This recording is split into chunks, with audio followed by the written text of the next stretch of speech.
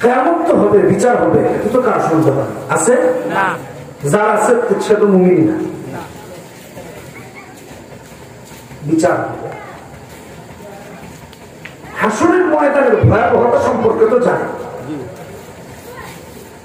বাবা মা ছেলে মেয়েকে চিনবে না, ছেলে মেয়েও বাবা মাকে চিনবে না, নেতা কর্মীকে কর্মী নেতাকে চিনবে না।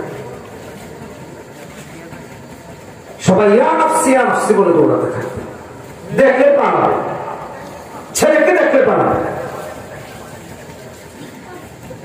বর্তমান দুনিয়ার কি অবস্থা দেখে, সামান্য বিপদেই দেশ ছেড়ে বোঝার জন্য বলছে কিসের কর্মী কিসের নেতা বুঝ করো আগে নিজে জানতে। তাহলে কিয়ামতের ভয়াবহতা কি মারাত্মক হবে একটু চিন্তা করে।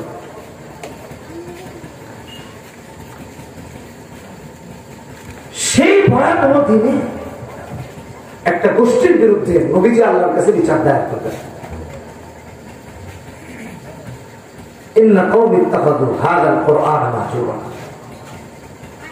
আল্লাহ এই কওম কোরআনকে পরিত্যাগ করেছে, কোরআনকে পরিত্যাগ করেছে, এদেরকে ধরো। অপরাধ কোরআন পরিত্যাগ করা, বিচার দায়ের করবেন নবীজি, বিচারক হবেন আল্লাহ। চিন্তা করেছেন?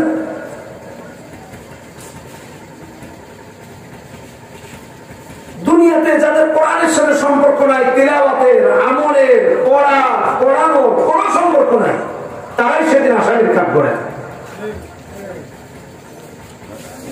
যেদিন ভাই ভাইকে চিনবে না, ভাই বোনকে চিনবে না, বোন ভাইকে চিনবে না, বাবা মা ছেলে মেয়েকে, ছেলে মেয়ে বাবা মাকে।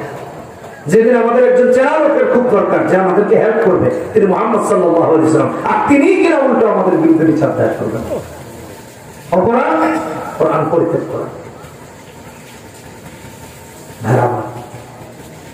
আমাদের অবস্থাগুলো একটু পর্যবেক্ষণ করি, পর্যালোচনা করি।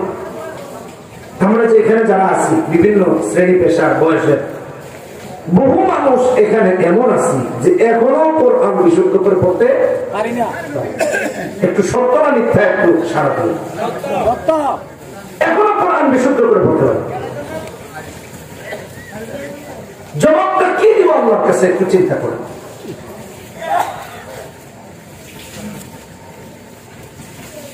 কোরআন যদি বিশুদ্ধ না হয় তাহলে নামাজ বিশুদ্ধ হবে না। কোরআনের পন্থায় পদ্ধতিতে যদি ইবাদত না হয় তাহলে ইবাদত তো কবুল হবে, ইবাদত তো কবুল হবে। তাহলে কি নিয়ে আমাদের কাছে দাঁড়াবো চিন্তা করেন। কেন মাদ্রাসাগুলো, কেনই দিনী বাগানগুলো ঘুরে বসা হয়েছে? তামাশার জন্য না, কোরআনকে শেখানোর জন্য। সেদিনের সেই বিচারের কাঠগড়া থেকে উম্মত তারা যেন বেঁচে যায়, এই জন্য নবীদের ওয়ারিস হক্কানি আলেমরা, সমস্ত নবীর ওয়ারিস, তারা এই দিনী প্রতিষ্ঠানগুলো করেছেন। নবীজি যেমন উম্মতের প্রতি দরদি ছিলেন, এই দরদ থেকে আলেমরা খেদমত করতেছেন। আপনি তাদের পারিশ্রমিক কিছুই দেন না, দায়িত্ব নিয়ে বলতেছে, এই পারিশ্রমিক কিছুই নেই। মাঝখানে খুব ঝড় ঝাপটা গেছে আলেম ওলামাদের উপরে, এই করা যাবে না, সেই করা যাবে না, এটা হবে না, ওটা হবে না। একটু মাথায় রেখে, কত মানুষ অটো রিক্সা চালাচ্ছে, এলাকায় থাকতে পারে না, ঢাকায় গিয়ে অটো চালাচ্ছে, উবার চালাচ্ছে, পাঠাও চালাচ্ছে, বহুতের সাথে কথা হচ্ছে। অটো রিক্সা চালিয়ে 40-50 লাখ টাকা কামানো যায়, একটা লাইন মিথ্যা। আপনি ঢাকাতে দেখেন 40 থেকে 60,000 টাকা কামাই করতেছে অটো চালা, 2 বেলা চালায় 40 থেকে 60,000 টাকা ইনকাম হয়। একজন আলেম কত টাকা হাতিয়ে পায়? 10,000, 15,000, 20,000। ওনার কি হাত পা 2-4টা কম নাকি? দিনের দর থেকে আল্লাহকে পাওয়া যায়।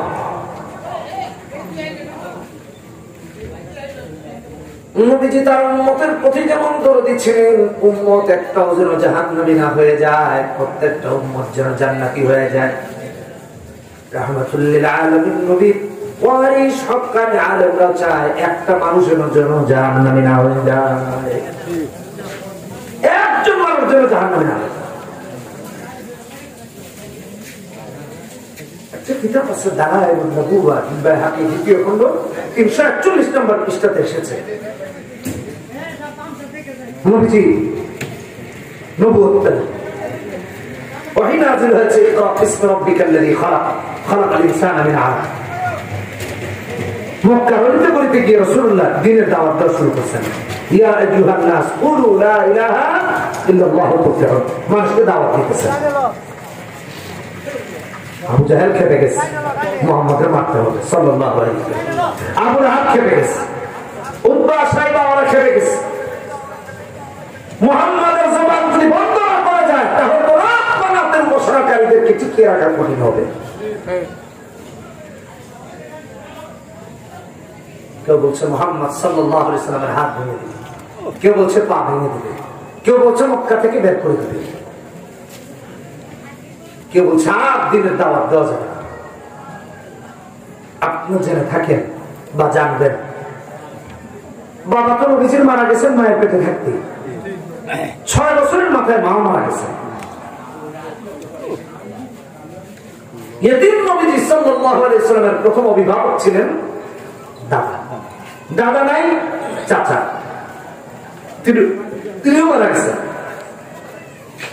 অভিভাবক হলেন চাচা আবু তালেব। নবীজি মন খারাপ করে বাড়িতে আসছেন, এসে কাঁদতেছেন, চোখ থেকে পানি পড়তেছে। আবু তালেব যেহেতু গার্ডিয়ান অভিভাবক, আবু তালেব দেখে বলেন মুহাম্মদ কি হলো তোমার, কান্না করো কেন, কে তোমাকে কি বলেছে বলো তো দেখি। যেহেতু তোমার বাবাও নাই মাও নাই, আমি তো তোমার অভিভাবক।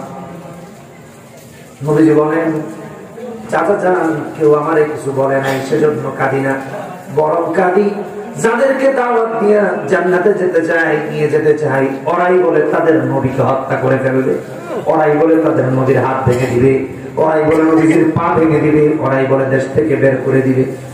উম্মত কি করে তাদের নবীকে মারবে, এই কষ্ট থেকে কান্না করি, উম্মত গুলো তো জাহান্নামী হয়ে যাবে। এই জন্য নবীজির দরদ চিন্তা করেছেন, অনেক দুর্গন্ধ আসতেছে, এটা কি স্প্রে নাই?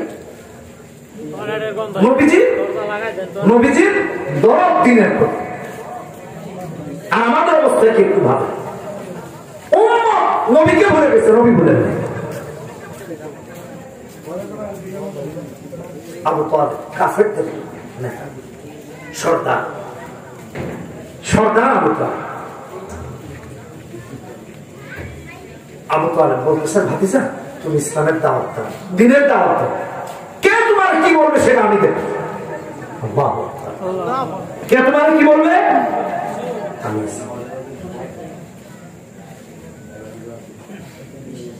আবু তালেবের সেদিনের বক্তব্য ছিল ওয়াল্লাহি লান ইয়াসিলু ইলাইকা বিজামিহিম হাত্তা ওয়াসাদা ফিত তুরাবি দাফিনা ودعوتني وعلمت أنك ناصحي فلقد صدقت وكنت فينا أمينا وعرضت دينا قد عرفت بأنه من خير أديان البرية دينا لولا المنامة أو حذار مسبة لوجدتني سمحا ذاك مبينا বলেন মুহাম্মদ কে তোমার হাত ভাঙবে, কে তোমার পা ভাঙবে, কে তোমাকে মক্কা থেকে বের করবে, কে তোমাকে হত্যা করবে? আমি আবু তালেব যতদিন মাটির উপরে আছি ওরা তোমার কাছে আসতে পারে। আল্লাহু আকবার। যারা তোমাকে মারার কথা বলে, যারা তোমাকে হত্যা করার কথা বলে, ওরা তো তোমার কাছে আসতে পারবে। কে তোমাকে মারে? উম্মতের প্রতি নবীজি কেমন দরদ ছিলেন। এজন্য নবীদের ওয়ারিস সরকারে আরেকটা উম্মতের প্রতি দরদ, যেন একটা মানুষ জাহান্নামে না হয়ে যায়। কোরআন হেদায়েতের পথে, কোরআন তিলাওয়াত ছাড়া, পড়া ছাড়া, আমল করা ছাড়া জান্নাত সম্ভব। কে বলছে জান্নাতে যাওয়া যায়? আল্লাহ রাব্বুল আলামিন এই জন্য বলেন হুদাল লিন-নাসি ওয়া বাইনাতিন মিনাল হুদা ওয়াল ফুরকান। সূরা বাকারা 185 নম্বর। গোটা বিশ্ব জগতের মানুষের মুক্তির জন্য আল্লাহ কোরআন পাঠিয়েছেন। ইহুদি নাই, নাসারা নাই, সবার মুক্তির জন্য। কোরআন ছাড়া নাজাত অসম্ভব। এজন্য আমার ভাইরা, আল্লাহ তাআলা অন্য আয়াতে বলেন, সূরা আরাফ 170 নম্বর আয়াতে আল্লাহ বলেছেন, والذين يمسكون بالكتاب واقاموا الصلاه انا لا نضيع اجر المصلحين। মুসলিমদের কাজ নষ্ট করেন না, এর জাযা রাখেন, সুরক্ষিত নামাজ এর কারণে জাহান্নামে যাবে। ইবাদত, হজ, যাকাত সব আল্লাহর কাছে জমা হয়, নেকির পাল্লা ভারী। আর যে কোরআন সুন্নাহ বাদ দিয়ে উল্টাপাল্টা করে তার আমল কবুল হয়। ফর এক্সাম্পল, আপনার তিলাওয়াত সহি নেই, নামাজ কেমনে আল্লাহর কাছে কবুল হবে? মাদ্রাসাগুলোতে গিয়ে দেখেন বাচ্চারা জানে নামাজ হয় 19টা কারণের প্রথম কারণ হলো নামাজের কারা অশুদ্ধ। তাহলে নামাজটা হবে কেমনে? 20 বছর সালাত আদায় করেছে, রবের কাছে গিয়ে দেখবে সব জিরো, কোনো নেকি নাই। এমন লোকের অভাব নেই, এমন লোকের অভাব নেই, মাথায় রেখে। এমন বহু লোক আছে কোরআন বিশুদ্ধ না, তাহাজ্জুদ বোঝা, কিন্তু তার তাহাজ্জুদ কবুল হয় না। আল্লাহ আমাদেরকে মাফ করুন। কোরআন বিশুদ্ধ না হলে নামাজ কেন? গত জুমাবার এক মসজিদে আমরা যাচ্ছিলাম চট্টগ্রাম, রাউজানবার জুমা, ওখানে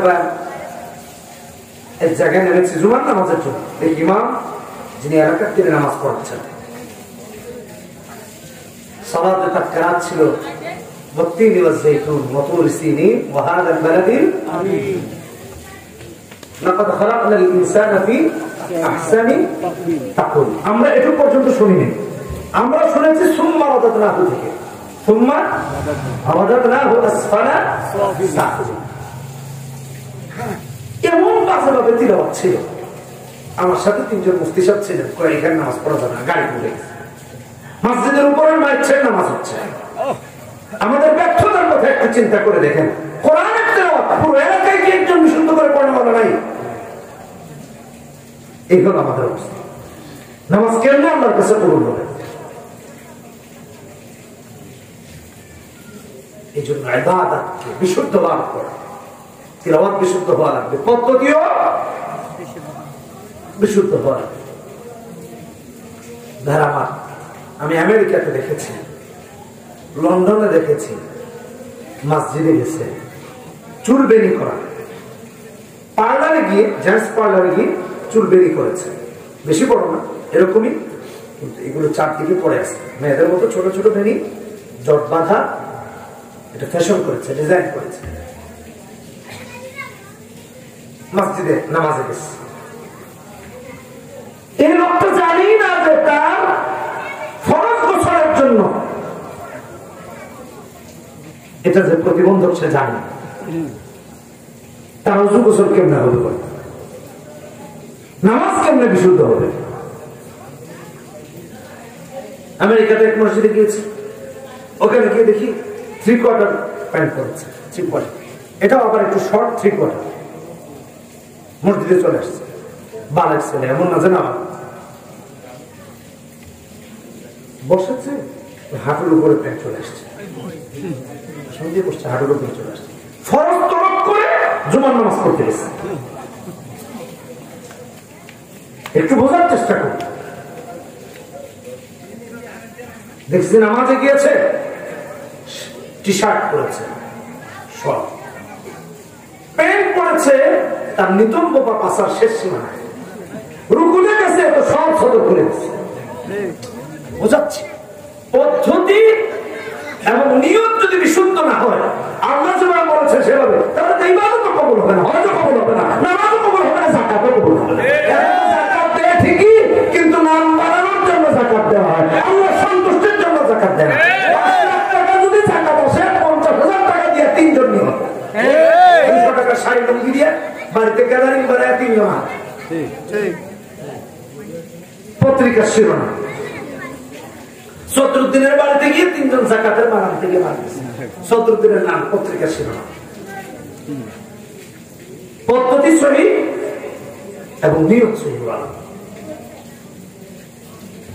এক মসজিদে নামাজে গিয়েছে, ওখানে গিয়ে দেখতেছি সূরা ফাতিহার পরে ইমাম এক সূরা পড়তেছে, সে আরেক সূরা পড়তেছে। ডান পাশে দাঁড়ায় ধরেন ইমাম পড়তেছেন সূরা 3, সে পড়তেছে সূরা দুহা। তা আবার কেমনে কেমনে? ইমাম পড়তেছেন, সে পড়তেছে, সিস্টেম জানা। এই জন্য কোরআন বিশুদ্ধ কোরআন, কোরআন পড়া, কোরআন ছাড়া জিন্দেগি আন্ধার, এটা মাথায় রাখি। সূরা ইব্রাহিমে আল্লাহ তাআলা বলেন কিতাবুন আনজালনাহু ইলাইকা লিতুখরিজান নাস মিনাজ-যুলুমাতি ইলান-নূর। নবীকে দিয়ে কোরআন পাঠিয়েছেন যেন অন্ধকারে থাকা উম্মতকে আলো পথ দেখাতে পারে, একটা উম্মত যেন অন্ধকারে না। অন্ধকার পথে চলা আর আলোকিত পথে চলা কি? ধরুন একজন মোটরসাইকেল চালাচ্ছে অন্ধকার গিয়ে পরে দেখবে দাগ 3টা নাই, বাড়িতে গিয়ে সামনের 3টা নাই, পিছনে নাই, 2-4টা নাই। সমস্যা, অ্যাক্সিডেন্ট করেছে, রাস্তা ভাঙা, হোঁচট খেয়ে পড়ে দুর্ঘটনার শিকার। চোখে তো দেখতেছে না আল্লাহ, অথবা অন্ধকার দিয়ে যাচ্ছে, সাপে কামড়েছে, অথবা গর্তে পড়ে গেছে, অথবা গোবরে পড়ে গিয়া মাজা দেখা। অন্ধকার পথে চললে যেমন পথিক আক্রান্ত হওয়ার সম্ভাবনা থাকে, আহত হওয়ার সম্ভাবনা থাকে, ঠিক তেমনি ভাবে কোরআন আর সুন্নাহ হলো প্রতিটা মুমিন মুমিনার জন্য আলো। ভালো করে বুঝেন, কোরআন যার জিন্দগিতে আছে, সুন্নাহ যার জিন্দগিতে আছে, কোরআন সুন্নাহ আলো দিয়ে দেখে দেখে আল্লাহর জান্নাতে পৌঁছে যাবে। কারণ হলো কোরআন আর সুন্নাহর আলো যার কাছে আছে, তাকে মাদকের অন্ধকার আচ্ছন্ন করবে না, জিনার অন্ধকার আচ্ছন্ন করবে না, গুনাহের অন্ধকার আচ্ছন্ন করবে না, ঘুষ সুদের অন্ধকার আচ্ছন্ন করবে না। মানুষ যেমনি লাইট দিয়ে, মোবাইলের বাতি দিয়ে অথবা রাস্তার লাইট দিয়ে দেখে দেখে নিরাপদে তার গন্তব্যে পৌঁছে যায়, ঠিক তেমনি ভাবে কোরআনের সুন্নাহর আলো দিয়ে দেখে দেখে পথিক আল্লাহর জান্নাত পর্যন্ত গিয়ে পৌঁছে যাবে। দুনিয়ার পর পার হবে, কবরের পথ পার হবে, মিজান আর পুলসিরাত পার হবে, আল্লাহর জান্নাতি হয়ে যাবে। সুবহানাল্লাহ। এটা হলো কোরআন, এটা হলো সুন্নাহ। যদি আমাদের জিন্দেগিকে কোরআন আর সুন্নাহ দিয়ে সাজাই, এই জন্য কোরআন পড়ি, কোরআন দিয়ে জীবনকে সাজাই, কোরআনের আমল করি। বাস্তবতা কি ভাই? এখন কোরআন শুনলে বিরক্ত হয়। ইমাম কেরাত করছেন, পিছন থেকে লোকমাতে হুজুর কেরাত খাটো করেন। একদিন বলেছে ইমাম সাহেব শুনেন নাই, 2 দিন বলেছে ইমাম সাহেব শুনেন নাই, 3য় দিন পেছন থেকে কাশি রে আছে না? আছে, বহু লোক আছে। এই অবস্থা কেন আমাদের? অথচ কোরআনকে আমার আল্লাহ সহজলভ্য করে দিয়েছেন। সূরা কামারে 17, 22, 32, 40 একবার না একই সূরাতে 4 বার বলেছেন ওয়ালাকাদ ইয়াসসারনাল কুরআনা লিযিকর ফাহাল মিন মুদ্দাকির। আমরা কোরআনকে বানিয়েছি কঠিন, কোরআনকে সহজ বানাতে পারি। দেখেন না জিজ্ঞেস করে, কালেমাটা সহি নেই, আযান সহি নেই, ফাতিহা সহি নেই। এই জন্য মাদ্রাসাগুলো দেওয়া হয়েছে। নিজে পড়বো, বাচ্চাকে পড়াবো, 2-4 জন আলেম বানাবো, এতিম বাচ্চাদের জিম্মাদার দেয়, এতিমকে আমি পড়াবো। রাজি আছেন না ভাই আমার? রাজি আছেন ইনশাআল্লাহ? এই কোরআন শোনার জন্য কাফেররাও অধীর আগ্রহে রাত পার করে দিত। আমার শাইখ মুফতি আমিন রহমাতুল্লাহ আলাইহি একটা কিতাব লিখেছেন তিলাওয়াতে কোরআন। তিনি এখানে এই দৃষ্টান্ত উঠিয়ে ধরেছেন। একই ঘটনা সিরাতে ইবনে হিশামের প্রথম খণ্ডে 315 নম্বর পৃষ্ঠাতে এসেছে। কোরআন শোনার জন্য কাফেররা রাতে আধারে নবীজির ঘরে গিয়ে দাঁড়িয়ে থাকতো, সকাল করে দিত, বাড়ি যাওয়ার কথা বলেছিল। আর আমরা মসজিদে বিরক্ত হয়ে সবার আগে বের হই, যাই সবার পরে বের হই সবার আগে। তার মাঝে আবার অভিযোগ ইমামের ব্যাপারে, কে রাতে তো লম্বা কথা বলেন, হক কথা বললে অভিযোগ, হুজুরের চাকরি চলে যায়। কথা কথা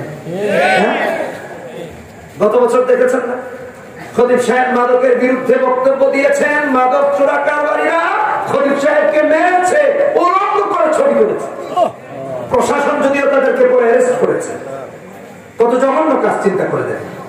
মসজিদটাকে কোন দিকে নিয়ে গেছে ওরা? আল্লাহর ঘরে আল্লাহর কথা বলা যায়, ওরা তো গোল করে ফেলছে। আরেক খতিব সাহেব দেখলাম ডিজে পার্টির বিরুদ্ধে কথা বলেছেন, তার চাকরি চলে গেছে। আল্লাহর কথা বলা যাবে না। এই ঘর তো কারো পাবেন না, এই ঘর তো আল্লাহ। আল্লাহর ঘরে আল্লাহর কথা যদি বলা না যায় তাহলে আর কোথায় বলা যাবে? এই দুনিয়ার সমস্ত জায়গা আমার রবের দেয়া। অতএব সারা পৃথিবীতে রবের কথাই আপনাকে আমাকে উচ্চ করে বলা লাগবে। কথা বলে আল্লাহ রাব্বুল আলামিন বলে, কোরআন শুনলেও ইমান বাড়ে, কোরআন পড়লেও ইমান বাড়ে।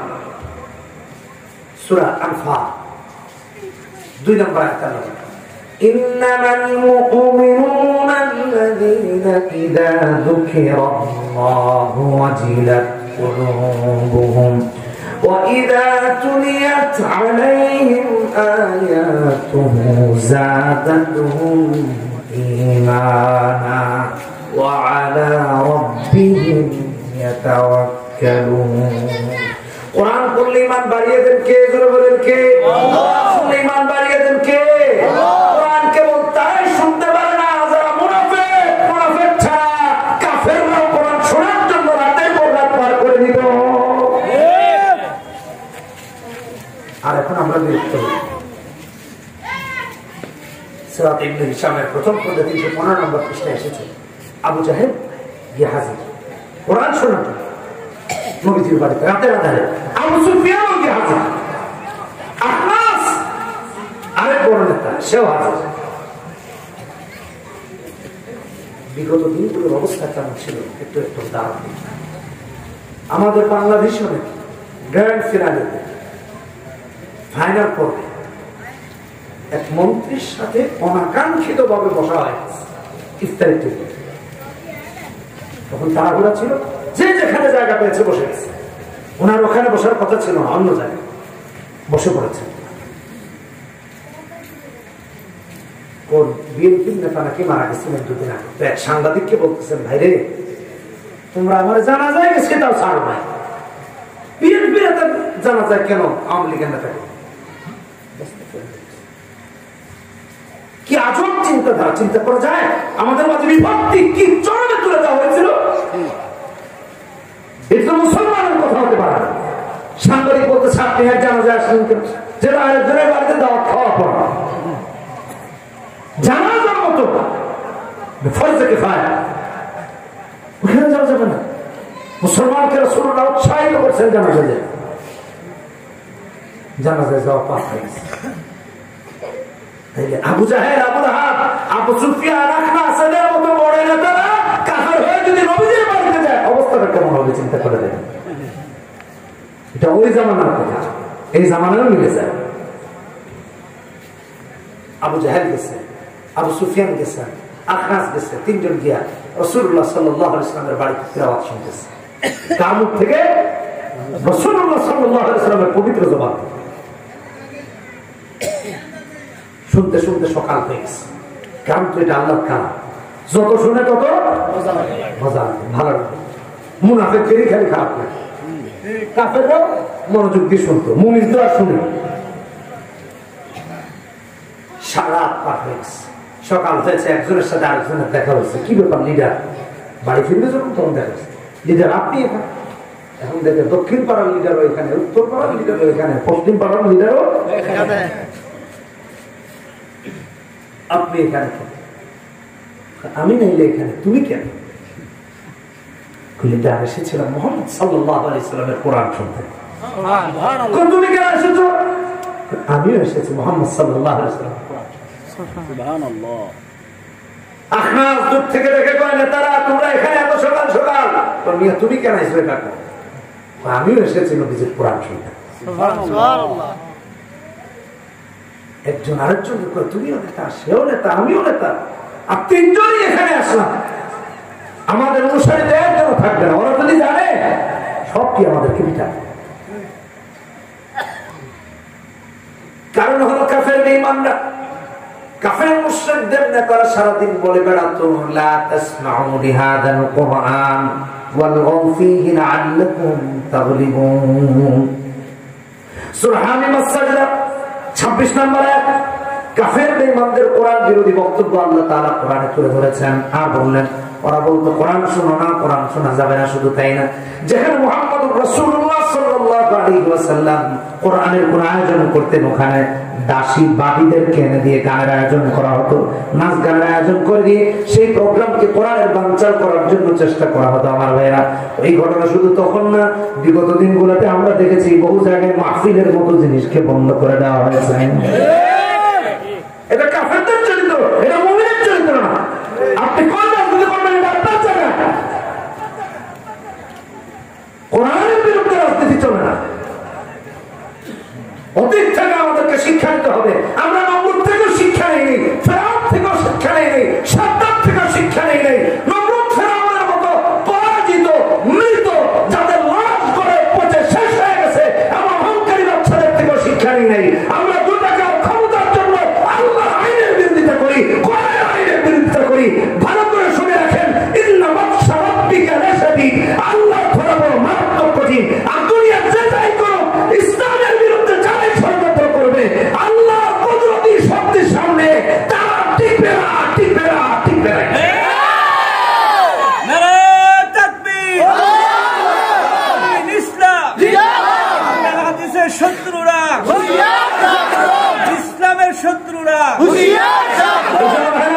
ইমানকে মুখস্থ করুন, কোরআনের সাথে সম্পর্ক তৈরি করুন, দ্বীনের সাথে সম্পর্ক তৈরি করুন। আল্লাহকে মাইনাস করে, আল্লাহ দ্বীনকে মাইনাস করে আপনারা কিসের চিন্তা করেন? এর মুমিনের চিন্তা করতে পারেন। তিনজন মিলে ওয়াদা করেছে আগামীকাল থেকে আসবো। নেতা তুমিও আসবো না, আমিও আসবো। খবরদার কেউ কিন্তু আসবো না। সব বাড়িতে গিয়েছে। পরের রাতে যখন বিছানায় গিয়েছে,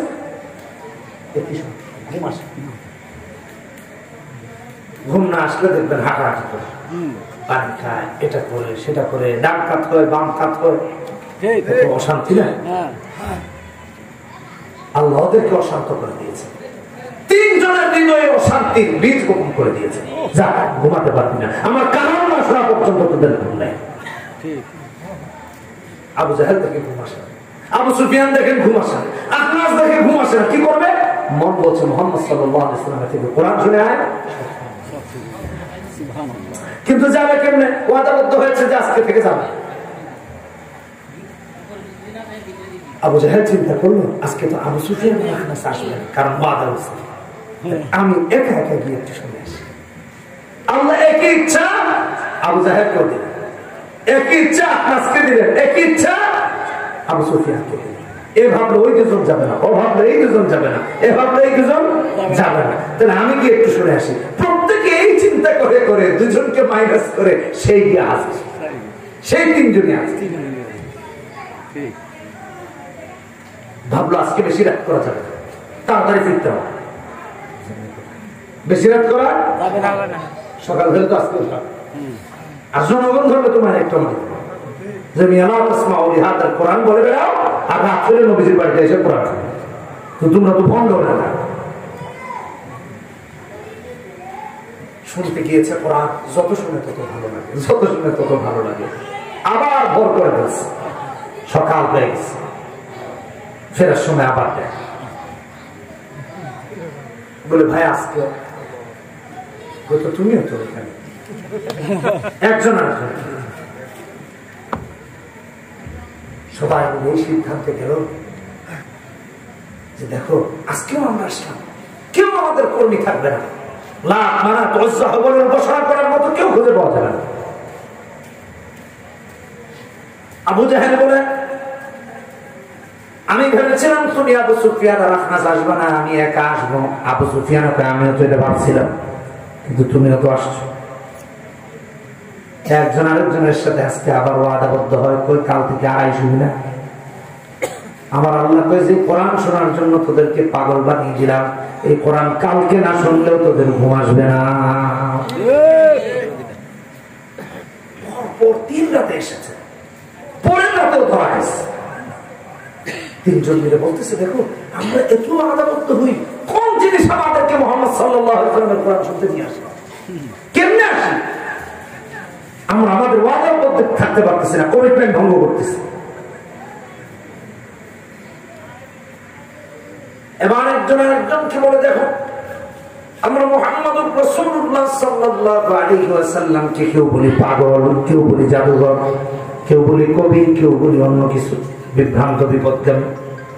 বিশ্বাস করো মুহাম্মদুর রাসূলুল্লাহ যদি নবী না হতেন আর কোরআন যদি আল্লাহর কালাম না হতো, এত ভালো লাগা কাজ করতো না। নিঃসন্দেহে এটা কার কালাম?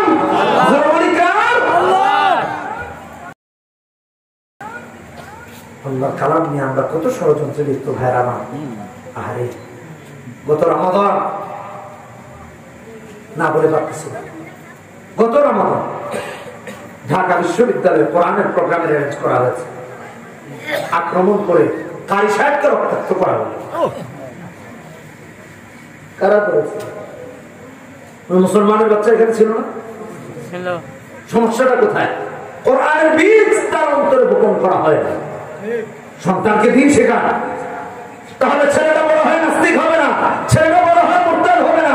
আপনার আমার সন্তান নাই ভবিষ্যতের মন্ত্রী হবে, সচিব হবে, এমপি হবে, রাষ্ট্রপ্রধান হবে, রাষ্ট্রপতি হবে। যদি তার কলিজার মধ্যে কোরআনের মহব্বত না ঢোকানো যায়, তাহলে ইসলামের বিরোধিতা করবে। আর যদি ইসলামের বীজ বপন করে দেওয়া যায়, রাষ্ট্রের রাষ্ট্রপ্রধান হয়েও ইসলাম বিরোধী কোনো আইন করবে না। নয়তো আপনার আমার কবরের মধ্যে আজানি যাবে। এই জন্য ছেলে মেয়েকে দিন শিখায়, খুব কথা স্পষ্ট, ভালো করে শোনা। এই জন্য দিন শিখায়।